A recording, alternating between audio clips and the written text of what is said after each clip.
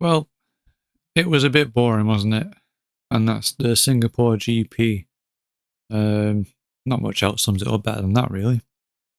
It was in stark contrast to the Baku Grand Prix, which was its predecessor. There was a couple of things that sparked my interest, and we'll get into that.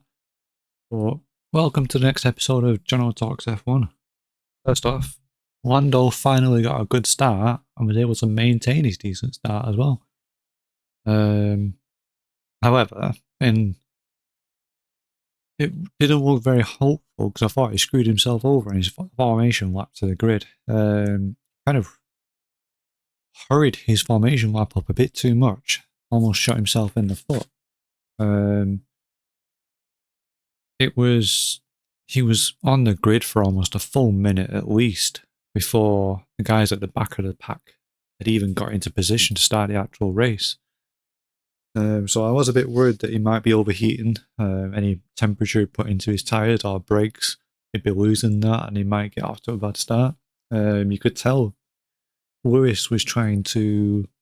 He wasn't wasting time. So some people said that Lewis was sort of stagnating it a bit to make Lando wait longer, but it was kind of the opposite. He was trying to slow the pack down a little bit so that maybe even hoping that Lando saw him slowing down a bit so that it kind of closed that gap from the back of the pack. But nevertheless, it worked for him, whatever he did, and he got a decent start and was able to maintain that start for more than a lap, which I think is one of the very few times he's managed to do that. So, good.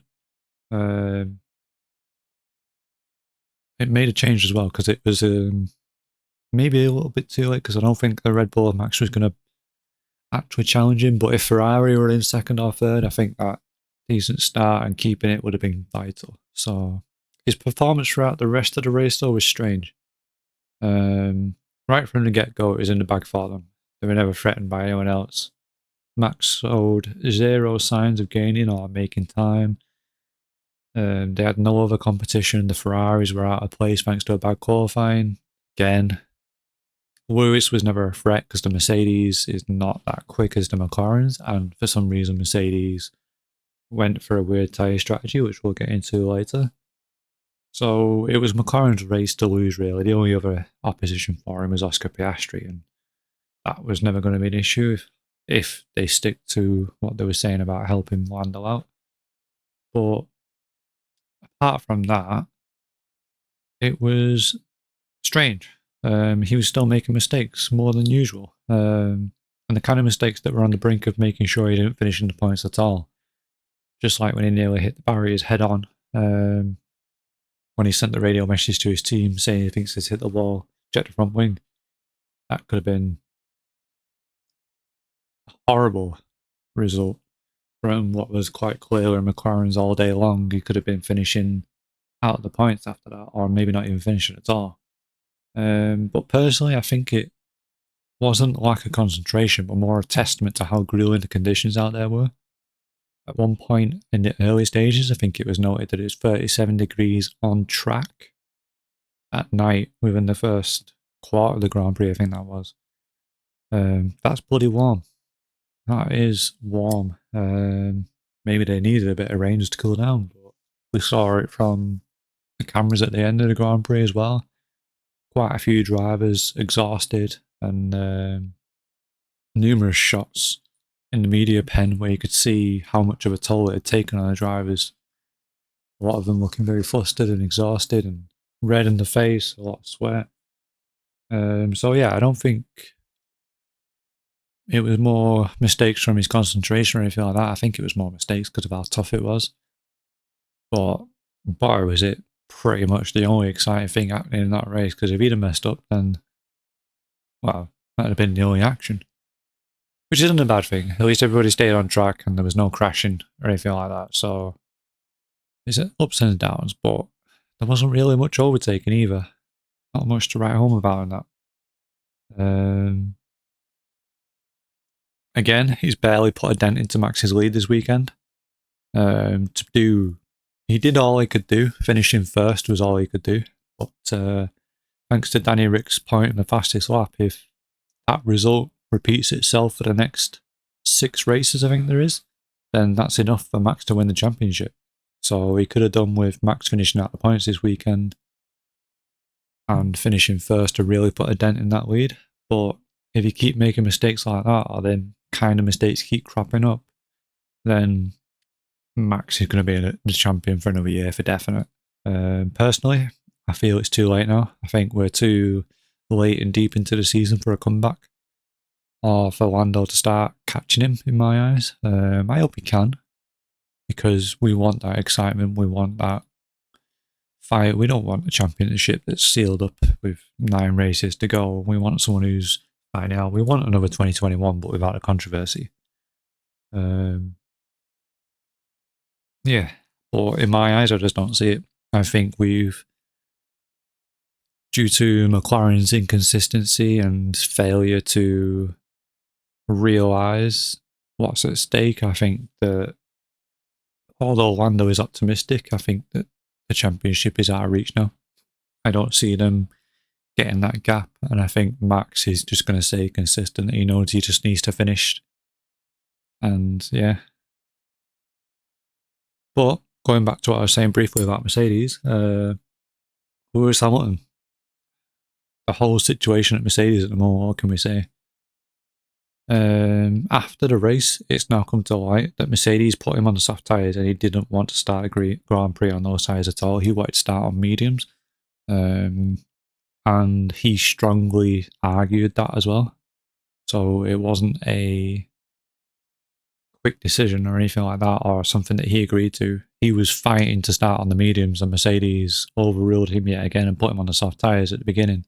And that killed his race. They were the wrong tyre to start on. It showed because George was right there with him, and George was faster because he was on the medium tyres.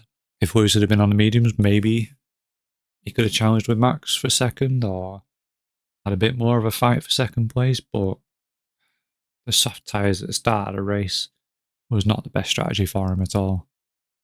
Lewis knew this as well. So it's been a recurring factor all season this season. Lewis has argued he doesn't want to change setups, and Mercedes changes setup before qualifying, and he qualifies 13th or 16th. He argues he doesn't want soft tyres, and they put him on soft tyres. I don't know what it is with Mercedes, but they seem to like going against him at the moment. If it had been on mediums at the start of the race, we'd have seen a bit more of a fight and a bit more of an interesting race, I think. It would have opened up the strategies for him, and Lewis used to be terrible at saving his tyres. He used to be one of the worst on the grid for it, but now he's worked at that. He's really good at it, so he could have even gone long into the race on those mediums and come back with a set of hards, or even softs at the end when the track's rubbered up a bit. And it could have been a bit more of a different race for him. But yeah, again, there's no such luck. Mercedes seem to like making these bad choices for him at the moment. And it always comes to his side of the garage. Like I was saying, is it bad blood because he's leaving? We'll never know in terms of that. But it is annoying to have his performances tainted by these bad choices from the team. Because it's nothing that he's choosing, nothing that he's opting for, but it's actually stuff he's arguing against that he doesn't want to do. And I think the win at Silverstone shows what is still capable when the decisions are correctly made. I was wording that carefully there, because I almost said when the decisions go his way, and I know that people will straight away be like, ha. So it's just a matter of favouriting Lewis over George Russell. But it's not the case at all. But I think that does come into it because he's leaving the team now, so they're not going to include him in the development stage or anything like that, obviously. But with them bringing in another young player into the team when Lewis leaves, they're going to make George number one driver. And I think that's what this is about, making George the number one driver. I think it's more of a, look how much better George has been doing this year, so he's number one driver next year. I think it's more of that. And I think they're making Lewis's races suffer for it. And it's daft. constructors wise, they know that's all they're going for. They know there's nothing in the Drivers' Championship. So, but for me, I just want any of my drivers to be doing well. I wouldn't want to be hindering them at all. We may never know the truth behind it. We will never know. They're never going to come out and say, yeah, we were deliberately doing this or whatever.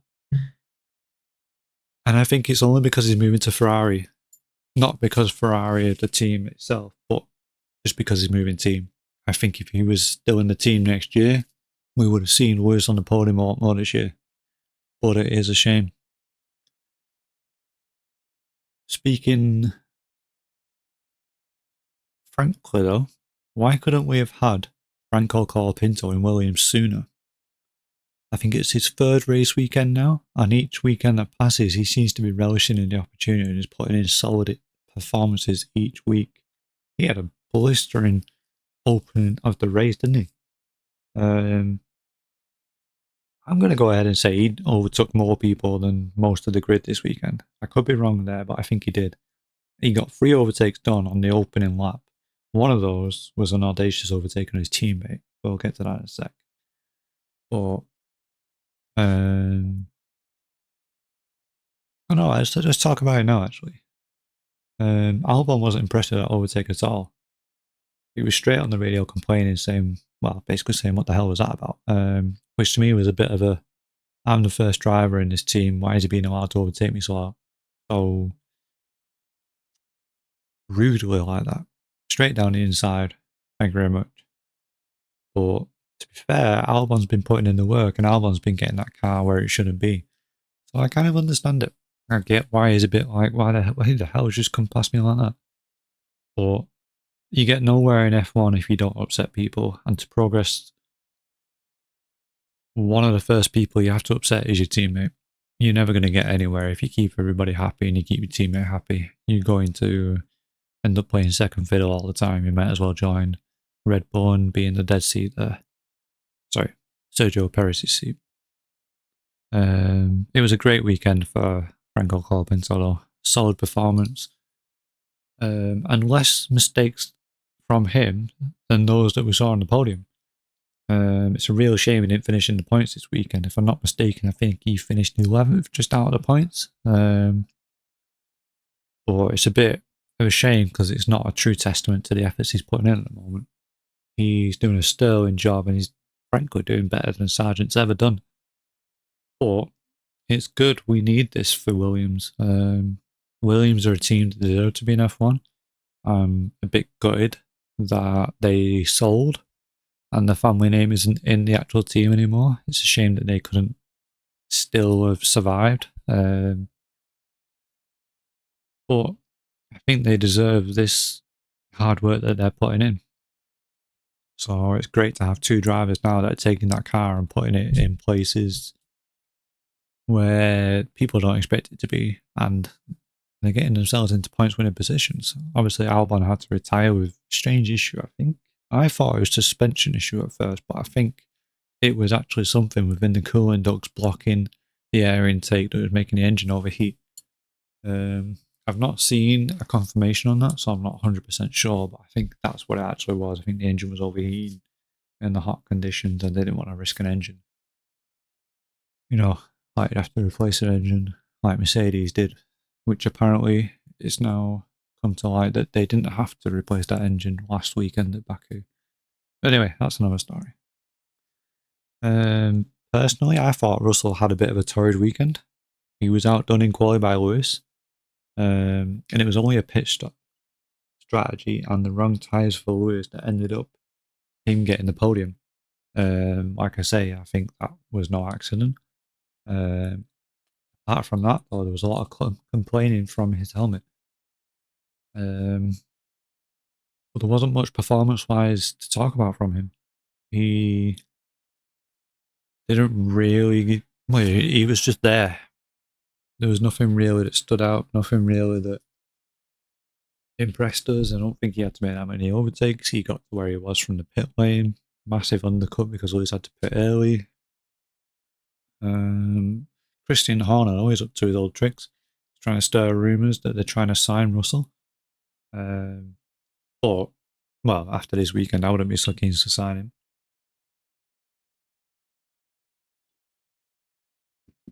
I also think that him saying that is just a smokescreen for the other things that are happening at the moment in the Red Bull camp. I think it's just a bit of smoke and mirrors to distract people. Which brings us to one of my many favourite characters in F1, Danny Rick. Based on news that may or may not come out, might do a full episode on Danny Rick alone, but it wasn't the most amazing weekend for him in that RB by any means. But that's more of a car related reflection in the car rather than the driver. It's not a great car by any means at all. It's taken strides backwards. And it's nowhere compared to others on the grid. Whatever they've done with that car, a lot of people at the beginning of the season were saying it's just a copy of Red Bull from last season, but whatever they've done, it's taken a giant step back. And if it was his last race, then it'll be a real tragedy for the sport. I've always said and thought that Danny is a world champion driver. He's been through a lot of ups and downs in his career, a lot caused by Red Bull too. If anyone remembers that time they screwed him over in Monaco when he was leading the race. But there are other drivers on the grid that definitely should not be there. And if Danny Rick was to lose his seats and they still remain in the sport, then there's something wrong. I've heard rumours that Red Bull are planning to keep him. They're not planning to drop him at all. And I've heard rumours that they're looking to replace Perez next year with Ricciardo. I've heard that they're not actually looking to drop Danny Rick at all. But like I say, these are just rumours. It would be awesome if it's true. But time will tell on that one. So, I mean, it wouldn't be surprising. But how much of it is Perez underperforming and how much of it is that brake bias system on Max's car? I mean, yeah, okay, it's not been proven, but if it was on his car, then you can't really judge Perez's performance based on that, on where his teammate finished. So even then, you could say if Perez is going to lose his seat, it's a bit harsh. But it'll be a massive step up for him if he is going to stay in the sport, and not only that, he's going to be in Red Bull next season with Max Verstappen.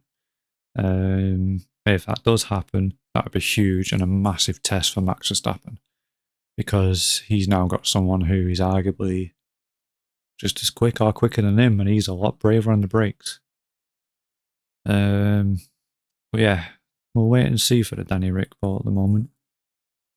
And the team player that he is, though, he got the fastest lap at the end of the race. And as I was saying before, if anyone is confused by this, it would have been an order from either Helmut Marko or Christian Horner at Red Bull to the RB team, as they're thinking about the World Drivers' Championship and they know every point counts, as I've been saying in previous episodes. Some will say it's a bit naughty, but, well, it kind of is and it kind of isn't. There's no rule against it. But this is where McLaren should take notes, because Red Bull are being this petty over 1 point. Well, it's not petty, but it's using their heads. And if they're this keen to deter Lando at 1 point, it's because they realise the gravity of the situation. Whereas it's taken McLaren this long to figure out their priorities and what they want this year and who to back, and realise what kind of situation and how many points they've lost already. It could have been a very different situation if they'd have taken notes from Red Bull and took care of every point they could, swept them all up. Staying on the subject of Red Bull, this is another strange one. GP, Giampiero Lambiase, I think I've probably said that wrong. Max's race engineer, been given a promotion within Red Bull. This was announced before the race. He's been promoted to head of racing. And the bit I read, which was interesting, also head of racing sounds like a made-up title. Sounds like a made-up job. But he's going to still be Max's race engineer, but the bit I read is it said it'll be his race engineer for this year, the remainder of this year. which is a little weird because this could be the first clue to Max maybe leaving the team or making true one of his many promises to leave F1 altogether. Because, let's be honest, when things don't go his way, the first thing he does is threatens quick F1. Speaking of which, he said it again this weekend. He said he may leave after his community service type punishment from the FIA this weekend for bad language. I mean, there's ways to protest. Lewis Hamilton has proved this. There's ways to protest, and there's ways to not protest. Threatening to quit all the time is not going to do any good, because it seems to be it's going to be a boy who cried wolf scenario. And when he does leave, because he's threatened that many times, no one will actually be surprised when he does.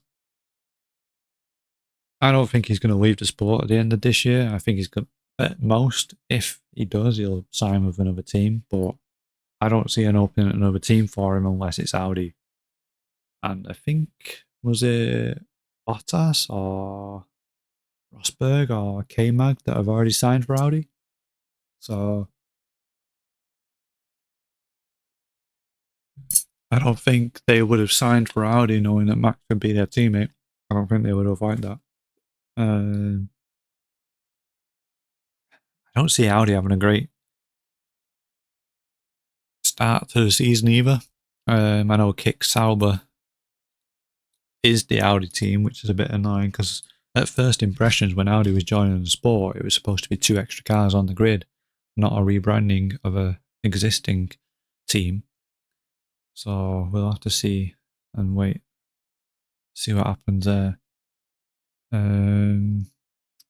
But considering where Kick Sauber is now, that's not very promising for anyone that likes a Max Verstappen joining that team. And they're not going to have a great season next year either. And then you've got the rules and regulation changes for 2026. So it could be a while until you see Audi up there winning races, unless they know something we don't. The only other thing that could happen is Aston Martin, where Adrian Newey's gone. And I don't see that happening one bit because Lance Stroll, he's not going to get fired from his dad, is he? Let's be honest. His dad's funding the team.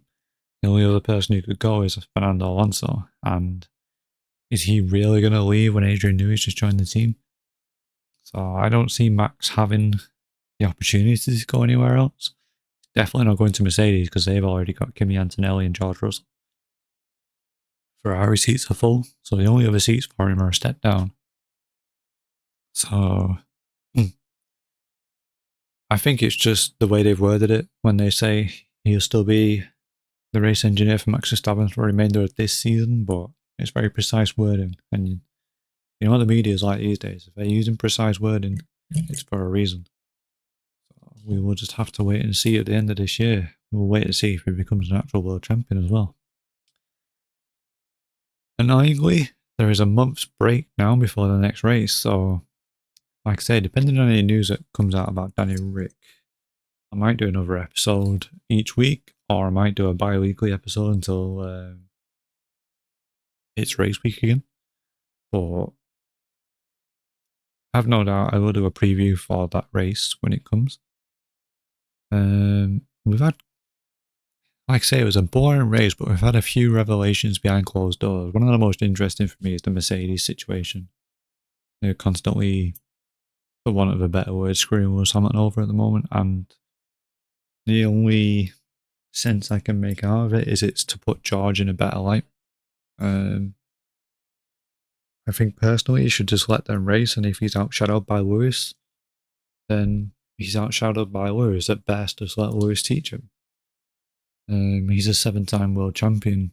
He's had over 350 Grand Prix starts. He's going to probably outshadow his teammate in whatever team he goes to. Charles Leclerc might have a nasty surprise next year when he suddenly goes against him.